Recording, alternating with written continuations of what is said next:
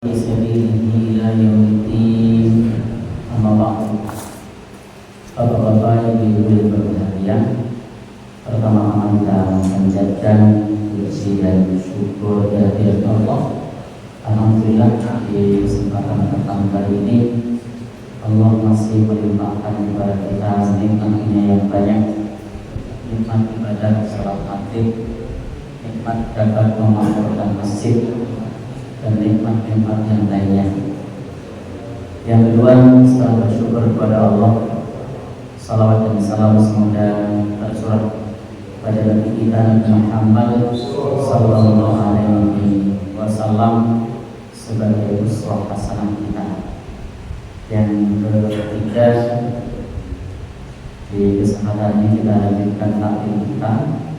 Kita masih di bab enteng-entengan. Terakhir kemarin bab apa yang masih sesuatu sulit. Apa? Jihad. Kemarin membahas syarat jihad atau rukun jihad. Dan kalau melihat rukun jihad itu kira-kira kita terpenuhi tidak? Tidak, karena rukun jihad itu salah satunya adalah komando dari pemerintah yang sah, dan kita tidak ada komando itu, sehingga kita tidak terpenuhi rukun jihad. Ya, orang perlu mantap karena tidak terpenuhi rukun jihad. Baik. Di kesempatan ini kita lanjutkan enteng-entengan. Kemarin jihad juga enteng-entengan, teori, praktek dan baru. Karena jihad itu yang paling berat adalah jihad kital atau perang. Kalau teorinya mudah, prakteknya yang susah, karena harus meninggalkan anak, istri, meninggalkan keluarga, rela berkorban jiwa. Kita ini jangankan rela berkorban jiwa, lagi kenori pernah kami, ya, lagi kenori pernah kami. Jangankan itu, ketika listrik mati saja kita sudah keluh kesah. Padahal kalau dalam dunia peperangan, jangankan listrik mati, berhari-hari, berbulan-bulan tanpa listrik itu sudah biasa. Maka memang penderitaan satu daerah yang sedang perang itu cukup besar atau cukup berat. Baik, kita akan lanjutkan.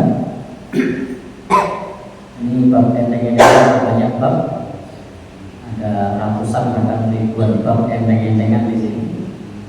Saya ambil dari ringkasan Nailul Awtar.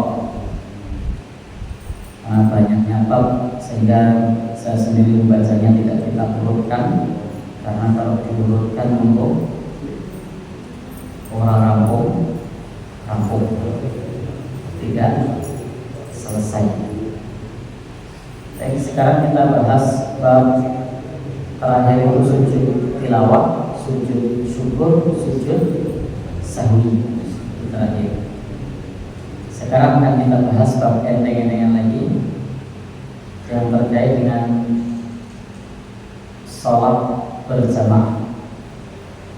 Untuk sholat berjamaah ini kita ambil enteng-entengan lagi. Imam dan makmum, atau kaitannya dengan keimaman. Baik, kita ambil di halaman 791. Baik.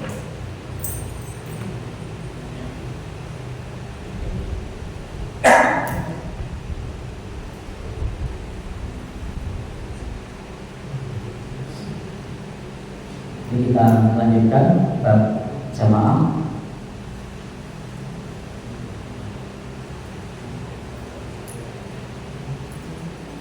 Kita baca di sini. Bab imam memanjangkan rakaat pertama dan menunggu orang yang biasa akan masuk mencapai rakaat tersebut. Jadi boleh yang sekiranya mau baca 5 ayat karena terdengar suara orang berwudu lalu jadi 10 ayat untuk menunggu orang yang sedang berwudu. Sedianya mau baca 7 ayat, ketika mau takbir terdengar suara langkah kaki, maka boleh ditambah menjadi 10 ayat supaya orang tadi tidak terlambat. Baik, kita baca. Sebenarnya bab ini sudah pernah kita baca, sudah pernah kita sampaikan sebagai penegas. An-Nabi Sa'id qala, dari Abu Sa'id berkata, laqad kanatis sholatu tuqamu fayadhabu ad-dahibu ilal baqi. Sungguh adalah sholat itu telah diiqamati, jadi sudah iqamah. Lalu ada seseorang pergi ke Baqi. Jadi Masjid Nabawi itu bersebelahan dengan makam Baqi. Di Masjid Nabawi itu bersebelahan dengan makam Baqi. Makam Baqi-nya di mana ini? Di sebelah kiri. Ini makam Baqi di sebelah kiri, tidak terlalu jauh. Nah, maka pada saat sudah iqamah ada orang yang pergi ke Baqi, fayaqdi hajatahu, untuk suatu keperluan. Summa yatawaddu, kemudian berwudu. Summa ya'ti wa Rasulullah sallallahu alaihi wasallam fi rak'atil ula. Kemudian kembali dari Baqi itu dan Rasul sallallahu alaihi wasallam masih ada dalam rakaat pertama. Jadi Rasul masih di rakaat pertama. Mimma yutawwiluha, dengan sebab memanjangkannya. Jadi rakaat pertama memang sengaja dipanjangkan karena mengetahui tadi ada satu kepentingan ke makam tadi, maka Rasul panjangkan. Saya sendiri pernah satu saat imam, sedianya mau baca surat An-Nazi'at sekira 10 ayat. Tapi ternyata masih terdengar langkah kaki dan terdengar suara air sampai selesai, sehingga An-Nazi'at saya selesaikan. Ternyata apa? Keran bocor.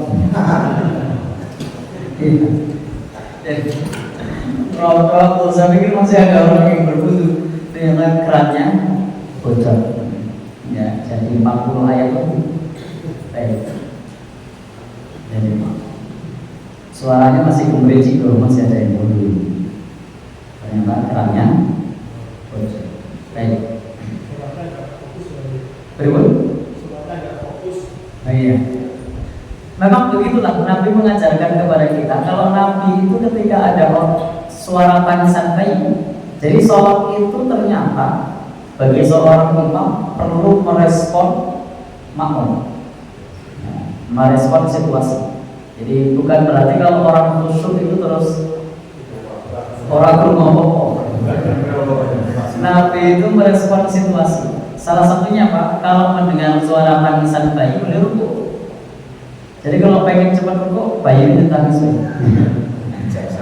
Ya, jadi tangis. Tapi intinya apa? Ketika dengan suara tangisan bayi, beliau percepat. Yang tadinya mau panjang jadi pendek. Nah, itu Nabi. Jadi Nabi masih merespon orang atau seorang rukuk tangisan bayi itu terus baik.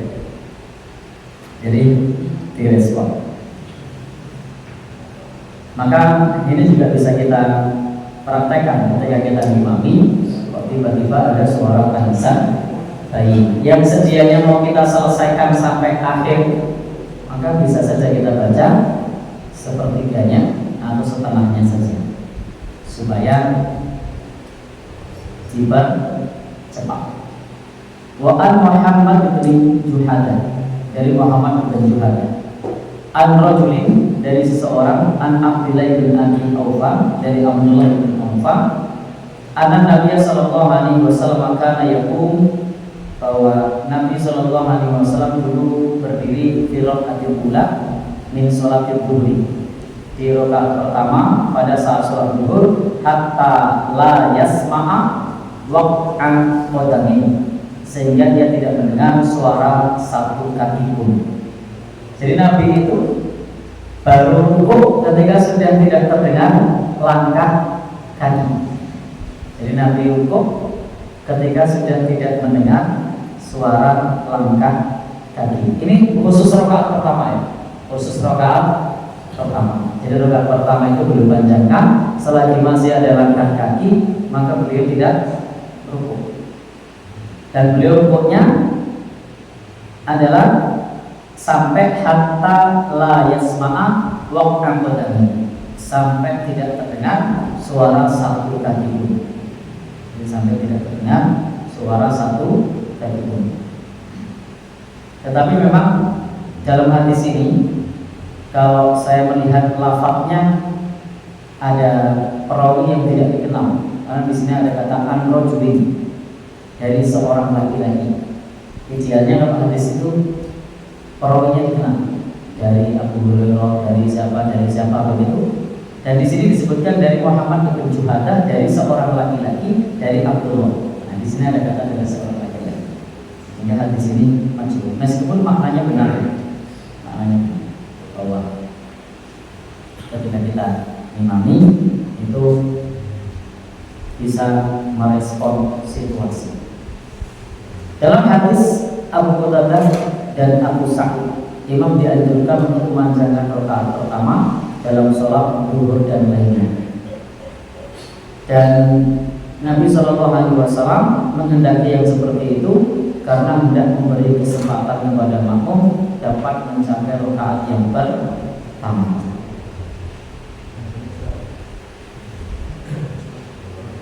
Maka Ahmad bin Ishaq menyebutkan, apabila menunggu tidak memberatkan makmum maka dibolehkan.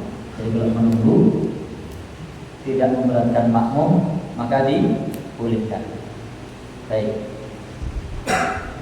Jadi intinya kalau menunggu tidak memberatkan makmum maka itu dibolehkan. Maka Bapak dan Saudara yang berbahagia dirahmati Allah Subhanahu wa taala, intinya di sini kalau menunggu tapi memberatkan makmum biasanya masih terdengar suara kaki, tapi tampaknya kok ayatnya sudah kencang. Nah, ini tidak boleh. Kenapa? Karena malah memberatkan bagian lain.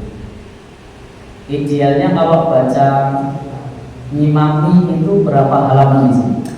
Umumnya maksimal misalnya umumnya 1 halaman. Sudah 1 halaman kok masih terdengar suara langkah kaki. Ya, jangan sampai kita memberatkan orang yang telat, tapi kita menunda untuk orang yang telat, sementara orang yang datang awal malah berdirinya terlalu lama.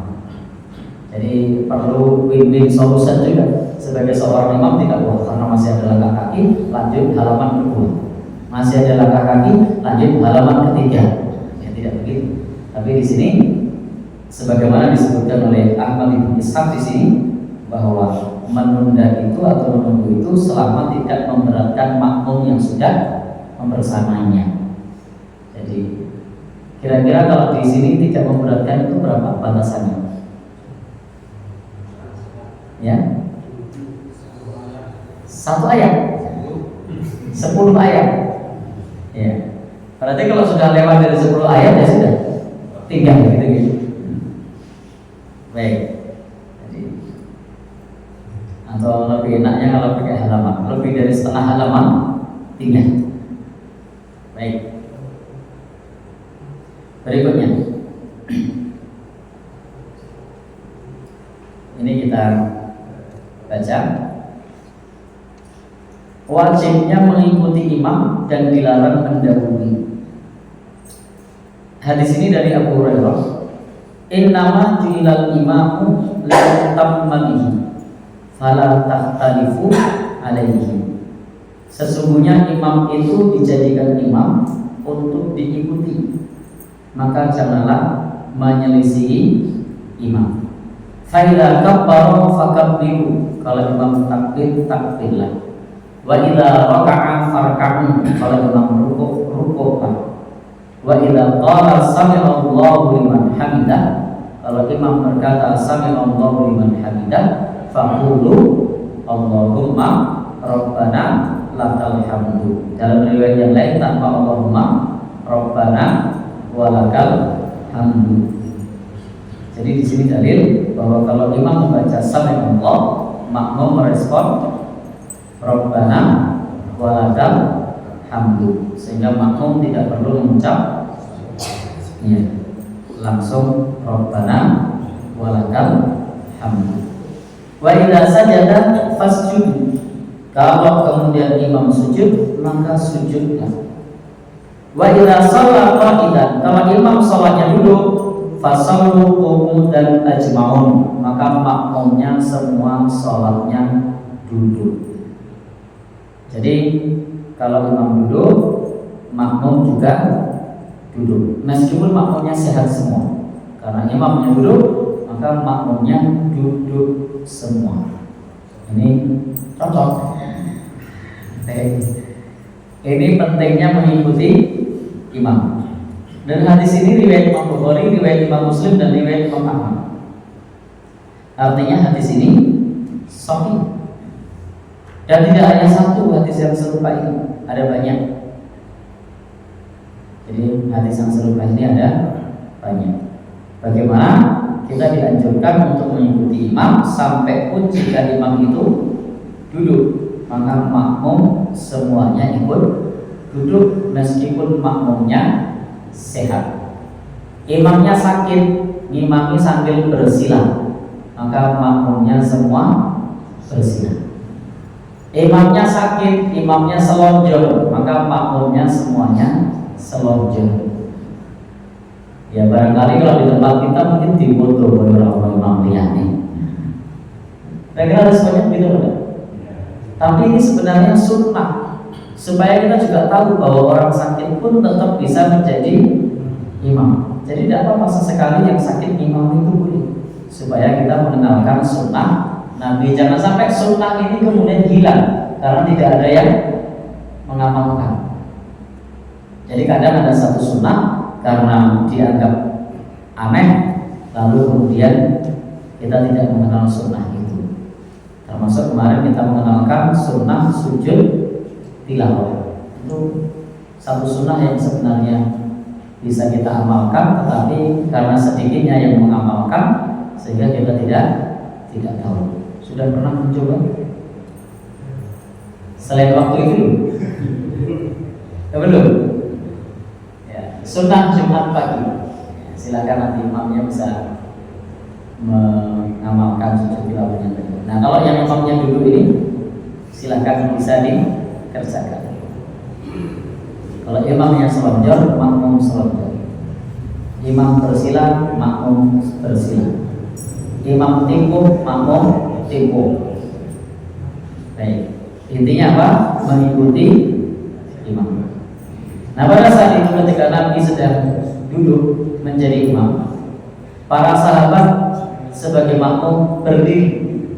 Maka Rasul memberikan isyarat al-ijlisu supaya makmumnya itu duduk. Padahal makmumnya sudah berusaha berdiri, tapi ternyata apa? Diperintah untuk duduk mengikuti imam.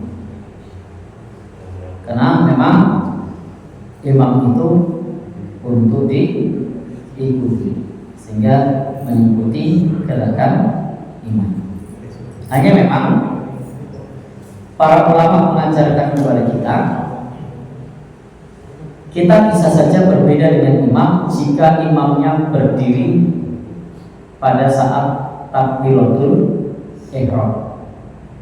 Maka kalau imamnya pada saat takbiratul ihram sambil berdiri, maka bagi makmum itu dia berdiri seperti biasa. Contohnya bagaimana? Imamnya pakai kursi, kan susah itu makmumnya cari kursi.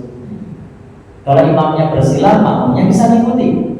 Imamnya tipu, makmumnya bisa mengikuti. Imamnya selonjor, makmumnya bisa mengikuti. Ternyata imamnya bawa kursi dulunya, makmumnya mengikutinya gimana? Kursinya terbatas. Lalu apa solusinya? Solusinya imam itu pada saat takbiratul ihram berdiri, baru kemudian duduk. Maka ketika imam pada saat takbiratul ihram berdiri, maka itu perintah bagi makmum untuk berdiri, sholat seperti biasa meskipun imamnya sambil duduk. Jadi kuncinya ketika kita mengikuti imam yang sedang duduk itu terletak pada saat takbiratul ihram. Takbiratul ihramnya itu berdiri atau duduk. Kalau ternyata takbiratul ihramnya itu berdiri, maka makmumnya gerakannya normal seperti biasa. Tapi kalau imam itu langsung mapan duduk, itu artinya makmum mengikuti imam duduk. Dan itu hanya bisa dilakukan jika imam duduknya tidak pakai alat.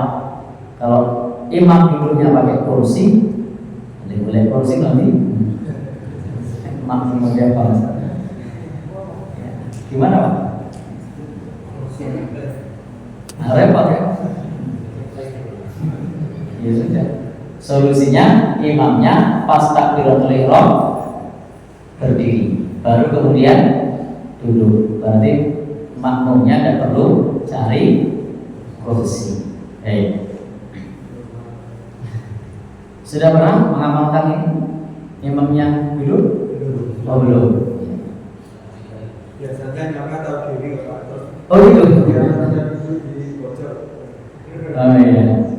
Ya monggo saja. Tapi ini saya sampaikan bukan berarti terus orang-orang imam dia ini bukan, tapi sebagai bentuk bahwa Islam itu mudah dan bisa saja seorang pemimpin itu tetap memimpin makmumnya meskipun dalam keadaan sakit.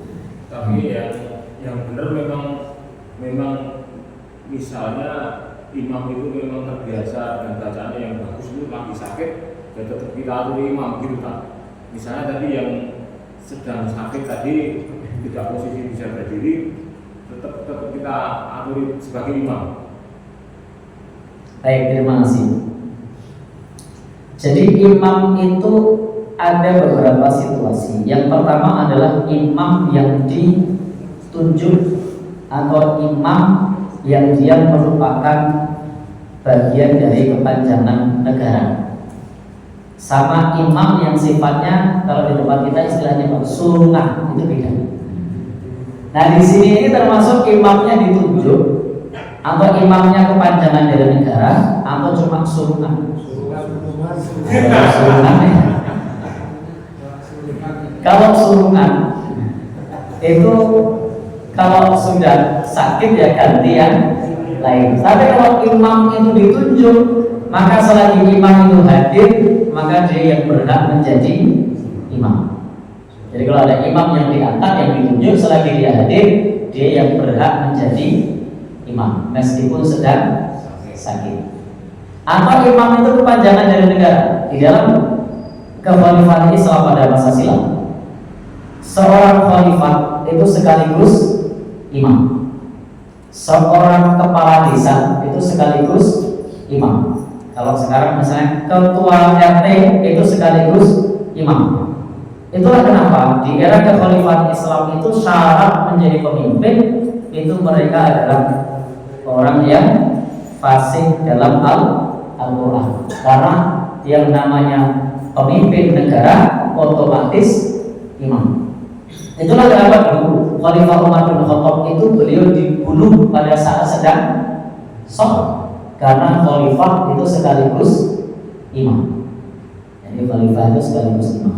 Termasuk tadi pemimpin-pemimpin daerah, gubernur, khalifah, gubernur, di sini apa? Bupati, camat, lurah itu sekaligus imam. Nah, imam yang seperti ini selagi dia hadir, maka dia yang berhak menjadi imam. Termasuk jika ada imam yang ditunjuk atau yang diangkat. maka dia yang berhak menjadi imam. Dan imam yang ditunjuk atau yang diangkat ini, jika dia sudah hadir, maka dia tidak disunnahkan sholat sunnah, langsung iqomah saja. Itu kalau sudah ada imam yang ditunjuk. Dan yang saya perhatikan di masjid ini tidak menggunakan cara ini. Tidak ada imam yang ditunjuk, karena imamnya yang saya perhatikan tambal sulam. Sebetulnya sudah ada kesepakatan, ada imam, dan imamnya ilmunya juga sudah tahu kan, pasti kalau tarawih itu belakangan. Oh gitu? Jadi sehingga setiap kami melihat yang ditunjuk itu pasti hadir, tapi pasti sudah sebagai jamaah karena sudah ada yang maju gitu. Baik, yang paling berarti yang ditunjuk. Jadi kalau sudah ditunjuk, maka dia yang paling berhak. Sebelum hadir ya jangan dikomati. Jadi kalau sudah ada yang ditunjuk, maka tidak boleh dikomah sebelum yang ditunjuk itu hadir. Karena ketika imam itu sudah ditunjuk, prinsipnya adzan itu hak muadzin, iqomah itu hak imam. Selagi imam yang ditunjuk belum hadir, ini kita berbicara sunnah bukan tradisi. Kalau tradisinya kan imamnya memang suka mundur-mundur. Yang saya imamnya siapa berarti lebih. Imamnya siapa? Ya. Di sini ya Mas Arif dan Pak Muslim. Oh iya, ya sudah. Kalau Mas Arif belum hadir, Pak Muslim belum hadir, tidak dikomati. Itu prinsip ketika imam itu ditunjuk. Prinsip ketika imam itu ditunjuk. Karena iqomah itu bukan hak muadzin, iqomah itu hak imam. Nah kalau adzan itu hak muadzin. Itu kita berbicara masalah kaidah. Tapi kalau prakteknya mungkin bisa berbeda. Berarti tadi tenanan kok mahdelik. Ada produk dari jawaban itu tetap betul. Ya. Kan ada pada jalan waktu. Itu kalau yang udah itu belum ada tetap jangan dimulai dulu. Baik, jadi begini. Tinggal disepakati saja yang dipakai itu jam istihad atau imam yang ditunjuk. Ya, kalau sudah disepakati imam yang ditunjuk, maka yang dipakai adalah imam. Tapi kalau yang disepakati adalah jam istihad, maka yang dipakai adalah jam istihad. Kalau jam istihad ya tadi, kalau imam yang ditunjuk belum hadir ya surungan. Pernah itu terjadi Ustaz, kami di suatu tempat di masjid itu memang menetapkan satu atau dua imam. Kalau imam pertama tidak hadir, imam kedua ditunggu, kemudian ditelepon sudah sampai jamnya itu pernah ditelepon jam bisa hadir tidak begitu. Jadi memang menerapkan sunnah barangkali. Ya, memang sunnahnya begitu. Jadi tidak boleh diganti sebelum imam yang ditunjuk itu memberikan mandat. Jadi kalau imam sudah ngasih mandat, saya tidak bisa hadir atau saya telat, itu baru bisa diganti. Itu kalau kesepakatannya adalah imam yang ditunjuk. Nah, ternyata kan di sini bukan itu. Yang dipakai adalah jam istihad. Kalau jam istihad ya, kalau sudah tidak nampak ya komati. Nah, kesepakatannya adalah jam istihad. Jadi monggo tinggal mau disepakati saja, mau imam yang ditunjuk atau jam istihad. Modifikasi ada. Gimana Pak? Modifikasi ada. Modifikasi dulu. Ya kalau pas ada imam yang ditunjuk ya imam yang ditunjuk, kalau itu tidak ada ya. Oh iya. Jadi kondisional. Kondisional. Ya bagus saja kondisional. Coba kembali yang suruhan tadi. Akom Yang disunat mana penjelasannya akan kembali pada syarat-syaratnya tadi. Ya. Coba. Terima kasih. Kalau surunannya itu memang sudah disepakati tadi, pakai jam kondisional ya, kondisional. Kalau imamnya hadir maka imamnya, kalau tidak maka jam istihad. Maka keimamannya tidak boleh kalau memang sudah disepakati begitu. Tapi kalau disepakati imam yang ditunjuk, maka yang lain tidak punya hak sebelum imam yang ditunjuk itu memberikan mandat. Tapi tadi kan jalan tengah atau dua kakinya. Yang pertama imam yang ditunjuk kalau tidak hadir jam istihad. Sudah. Maka jam istihad pun bisa diterapkan dengan konsekuensi imamnya sunat. Apakah keimamannya sah selama yang imam itu laki-laki, zakar laki-laki, kemudian adlan adil, yang ketiga ada faqih, jadi atau istilah lain apa namanya akrab. Jadi laki-laki, kemudian adil, faqih, akrab, dialah yang berhak menjadi imam. Jadi cari laki-laki yang, jadi kalau perempuan boleh ya, harus laki-laki. Yang kedua adil. Kalau laki-laki ini tidak adil, dia tidak terpenuhi syarat menjadi imam.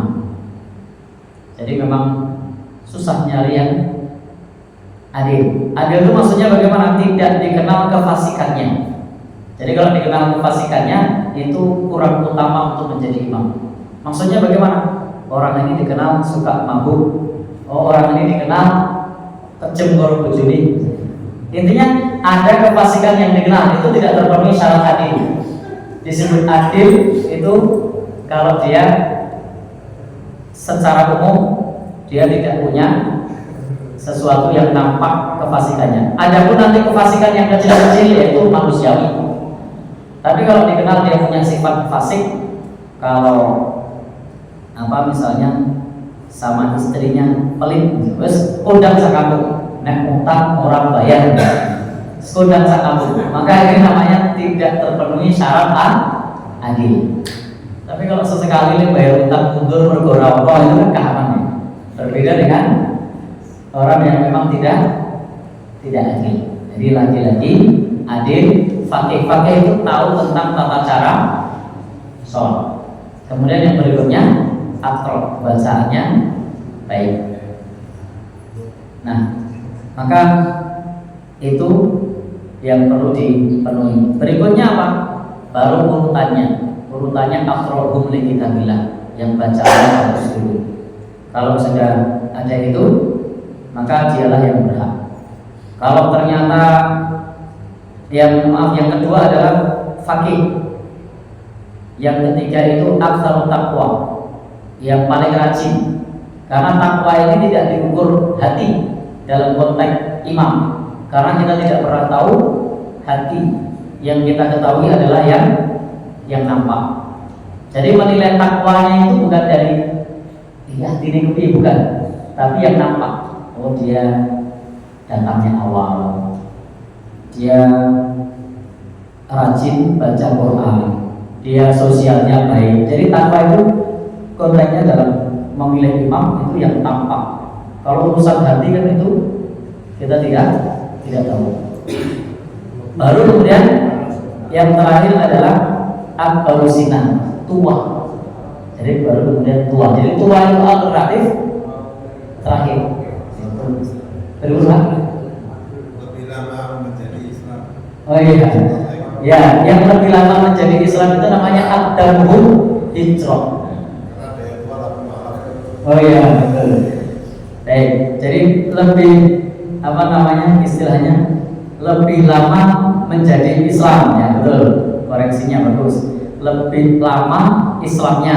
Jadi tidak sembarang tua. Tua ternyata mu'alaf. Baik. Intinya di situ. Urutannya seperti itu. Setahu saya di Arab Saudi sana itu memang ada yang ditunjuk dan itu ada jadwalnya. Jadi 1 sampai 5 misalkan ya, ada satu imam yang utama itu memang ditunjuk. Tapi kalau imam satu belakangan itu diganti, mungkin ngabari imam kedua dan seterusnya. Sehingga imam kedua itu sampai ke 5 misalkan ya, itu berada di belakangnya. Andai kata ada yang membaca lupa itu bisa mengingatkan.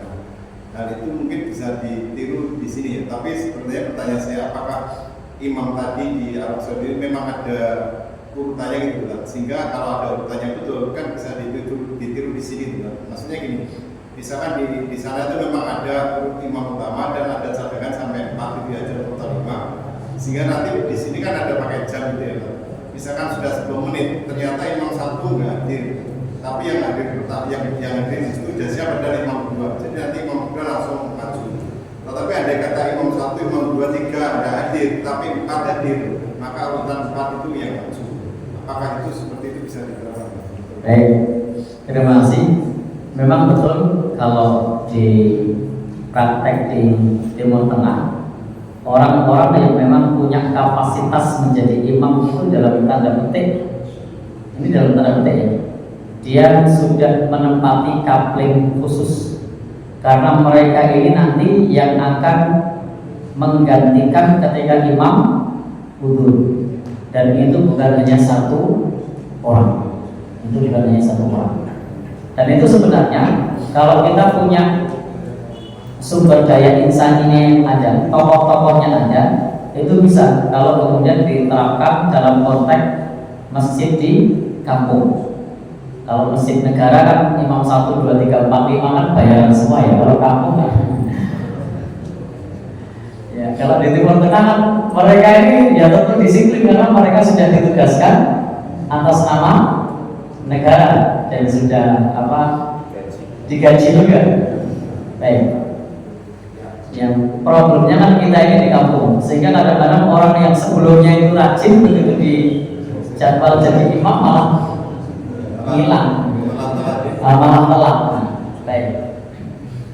Jadi intinya kalau bisa diterapkan, bisa. Silakan saja kalau mau diterapkan, diberi tanggung jawab. Misalnya dipilih.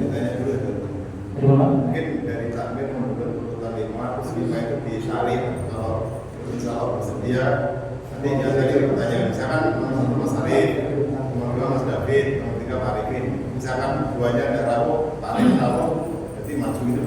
Maksudnya ya, tidak masalah. Iya, tidak masalah. Itu bisa diterapkan karena memang tadi penunjukan itu tidak mesti penunjukannya itu tunggal. Jadi tidak mesti penunjukannya itu tunggal, karena memang dalam hadis Nabi juga disebutkan bahwa salah satu yang punya tanggung jawab untuk membantu imam itu adalah orang yang berada di belakang imam, dan yang di belakang imam itu statusnya adalah imam yang kedua. Maka ada hadis Nabi, dan alhamdulillah hadis ini dhaif. Kalau hadis ini sahih itu agak repot. Apa di dalam hadis itu bunyinya seperti ini, maknanya kurang lebih seperti ini. Kalau imam keliru, maka yang di belakang imam itu ikut berdosa.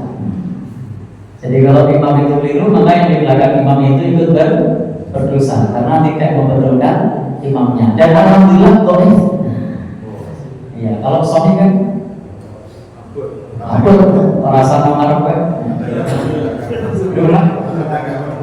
Iya. Jadi itu alhamdulillahnya dhaif. Tapi di situ ada satu hikmah yang bisa kita ambil, bahwa yang di belakang imam adalah yang siap menggantikan imam.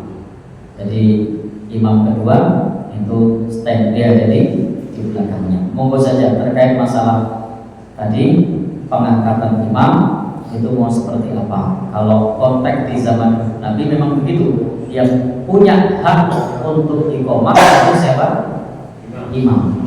Selagi imam belum datang, maka tidak dikumandangkan iqomah. Monggo saja mau dipilih imamnya 1, 2, atau 3, itu tergantung kepada musyawarah yang dibuat. Ternyata akan diangkat 3 imam, imam 1, imam 2, imam 3, siapa yang hadir lebih dulu. Ya. Cuma masalahnya kadang-kadang yang ditunjuk jadi imam ini kemudian terus saling menunggu jadi jalan pojokan gitu. Kau tahu tak? Ribut? Tahu. Ya. Dan tadi kan sudah disampaikan yang di jadwal itu sering. Iya. Baik. Jadi intinya begini, bahwa menjadi imam itu pahalanya besar. Jadi imam itu pahalanya besar. Dia dapat pahala imam dan pahala makmum. Maka kalau jadi imam itu dia dapat pahala imam dan pahala makmum. Masih ingat Nabi mengatakan kalau ternyata fa'in asobu falakum walahu. Kalau imam itu dalam imam benar, pahalanya untuk imam dan makmum. Ditambah imamnya masih mendapatkan pahala sejumlah makmum. Jadi semakin banyak makmumnya, imamnya pahalanya semakin besar. Cuma masalahnya fa'in akhtaku, kalau imamnya keliru, falakum wa alaihim, pahalanya untuk makmum, dosanya untuk imam. Masalahnya itu. Tapi kalau benar imamnya dapat pahala sejumlah makmum. Jadi insya Allah masih banyak untungnya daripada ruginya. Banyak salahnya atau banyak untungnya? Baik. Kita lanjutkan. Intinya silahkan mengangkat imam atau pakai jam istihad, monggo. Yang penting disepakati saja. Mau imamnya 1, 2, atau 3, atau 4, atau 5 itu kondisional, monggo saja. Tergantung pada hasil musyawarah. Baik, sudah ada ya. Sebagai penutup saya kutip hadis. Wa Nabi Hurairah qala, dari Abu Hurairah berkata, qala Rasulullah sallallahu alaihi wasallam, Rasulullah bersabda, amma yakhsha'alukum idza rafa'a ra'sahu qabla al-imam ayuhawwilallahu ra'sahu ra'sal imam aw yuhawwilallahu suratahu suratah imam. Apakah kalian tidak khawatir mendahului imam, jadi mengangkat kepalanya sebelum imam, maka Allah akan mengganti kepalanya dengan kepala keledai, atau Allah akan mengganti wajahnya dengan rupa keledai. Itu larangan mendahului imam. Nabi juga bersabda dalam hadis yang lain dari sahabat Anas, ini imamukum, kalian, aku adalah imam kalian. Fala tasbiquni, janganlah kalian mendahului aku di ruku, di dalam ruku, wala fi sujud, dan jangan mendahului aku di dalam sujud, wala fil qiyam, dan jangan mendahului aku di dalam berdiri, wala fil qumud, dan jangan mendahului aku di dalam duduk. Ini pesan Nabi sallallahu alaihi wasallam. Larangan bagi para sahabat mendahului imam. Demikian pula Nabi bersabda wala bil insiraf, dan jangan mendahului imam di dalam salam. Jadi tidak boleh mendahului salamnya imam. Maka bagi makmum cukup mengikuti imam, tidak boleh mendahului imam. Meluai. Baik. Demikian yang bisa kita sampaikan. Tidak ada pertanyaan? Ya. Itu masalah makmum mengikuti imam itu, karena saya masih melihat itu masih ada perbedaan. Misalnya kita imamnya Allahu Akbar itu, atau mungkin sampai Allah Akbar itu, kapan makmumnya itu mulai mengikuti itu? Karena misalnya dari sujud terus bangun itu kan biasanya Allah Akbar itu kan lama itu. Ada yang belum selesai sampai Allah Akbar itu tidak ada yang mengikuti, tapi ada yang mengikutinya itu sesudah Allah Akbarnya selesai. Nah itu makmumnya itu mengikutinya kapan? Baik, terima kasih. Jadi ada 3 variasi gerakan imam. Ada 3 variasi gerakan imam. Yang terpenting adalah kita memperhatikan imam tersebut menggunakan variasi yang mana. Yang pertama adalah takbir bersamaan dengan gerakan. Ya, jadi begitu takbir gerakannya bareng. Yang kedua, gerak dulu baru takbir.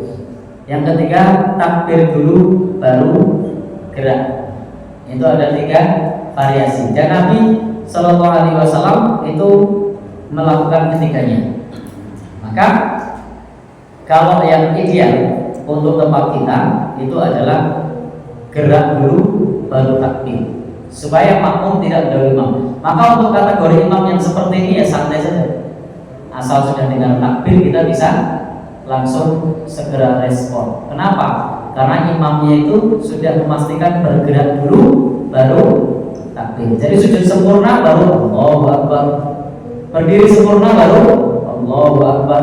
Maka ketika kita mengikuti segera pun tidak akan mendahului imam. Tapi yang menjadi soal kalau tadi bersamaan. Jadi bersamaan. Maka kalau yang bersamaan tunggu sampai lafaz takbirnya selesai. Kalau bersamaan.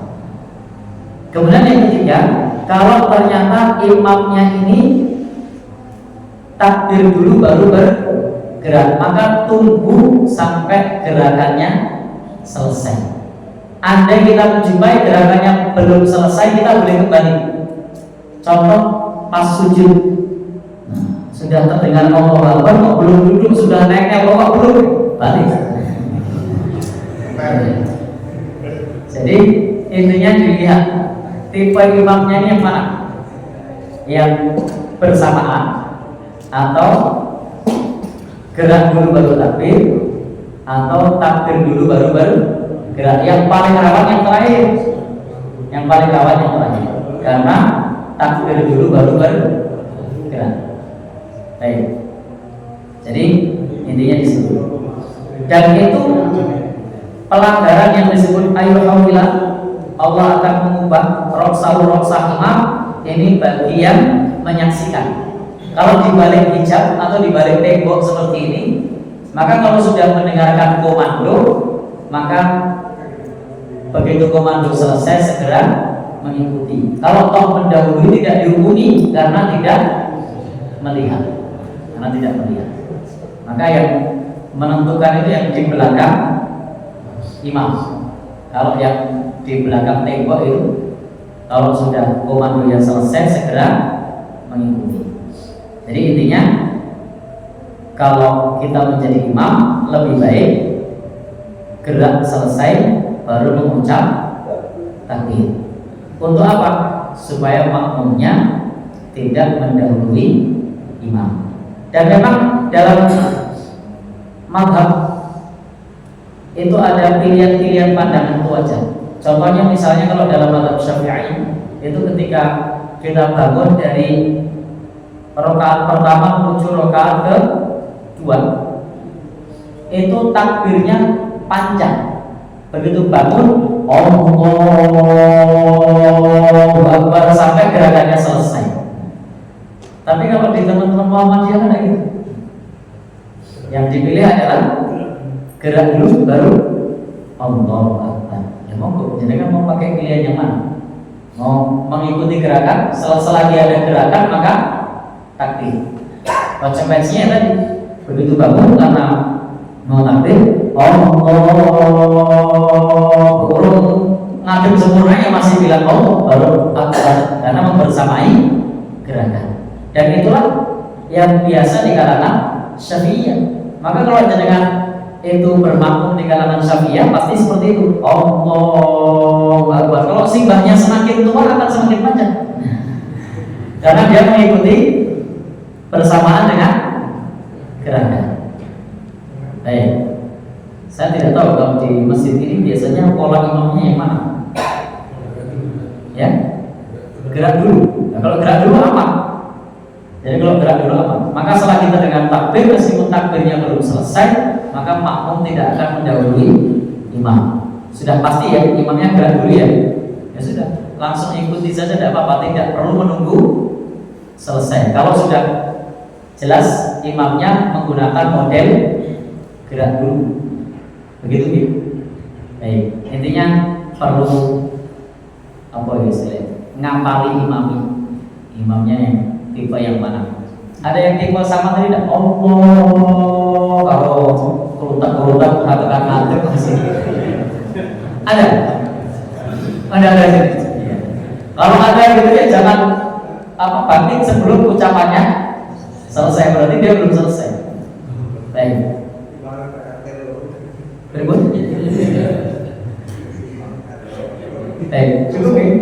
Bisa tanya, seandainya terjadi tidak pakai mic, imam itu sangat lembut dalam membaca takbir atau suaranya, misalnya Allah Akbar, yang dikhawatirkan belakangnya tidak. Apakah diizinkan yang di belakang imam itu mengikuti suara imam, misalnya Allah Akbar, lalu belakangnya Allahu Akbar? Itu sunnah salafus soleh. Para salafus soleh dulu ketika belum ada pengeras suara seperti itu. Khawatir yang Ya. di belakang itu tidak. Coba di masa silam itu tidak ada pengeras suara, makmumnya 10.000, gimana kalau tidak seperti itu caranya? Ya, maka boleh. Setiap berapa itu ada yang ngikuti gitu. Ya, ya, ya betul. Jadi jangan bayangkan seperti sekarang yang sudah ada. Bahkan itu masih dilestarikan sampai sekarang di Masjidil Haram. Ya, di Masjid Nabawi juga masih dilestarikan sampai sekarang. Itu masih diteruskan. Dan itu juga untuk KWK ini mic-nya mati. Jadi imamnya mic-nya mati, belakangan mic-nya tidak mati, sehingga masih terdengar Allahu Akbar, ternyata mic-nya mati. Belakangan yang tadi pakai mic juga Allahu Akbar tidak mati mic-nya. Apalagi tadi suaranya lembut, tidak pakai mic, tidak apa-apa, yang di belakangnya mengeraskan suara. Para salafus saleh dulu sudah menjadi uruf, sudah menjadi kebiasaan, karena memang saat itu tidak ada pengeras suara. Silakan saja yang di belakangnya mengeraskan suaranya. Suaranya seru sopo. Jadi mengeraskan Allahu Akbar. Yang belakangnya, karena memang ada tipe-tipe imam yang apa ya, kelemak-kelemek. Allahu Akbar. Tapi belakangan ada kan? Kadang-kadang meski turun balik lagi, mungkin tidak? Mungkin. Ya silakan, nanti bisa diteruskan oleh estafet yang ada di belakangnya dalam rangka membantu jamaah yang di belakang. Begitu nih. Baik. Di tempat kita itu biasanya hanya dipraktekkan pada saat Idul Fitri, Idul Adha biasanya. Masih ada yang praktek. Di sini Idul Fitri, Idul Adha pakai nggak? Enggak pakai. Kalau mic-nya mati gimana? Ya? Selalu beres. Oh, selalu beres. Jadi berarti belakangnya enggak ada yang bawa mic juga? Enggak ada. Belum pernah mati? Ya alhamdulillah kalau belum. Kalau mic mati ya. Genset Pak, beres. Oh, genset ya. Baik.